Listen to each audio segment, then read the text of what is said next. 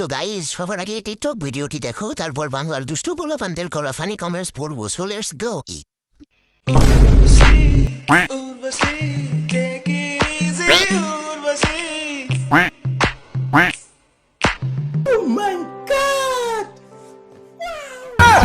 तो चलिए शुरू करते हैं।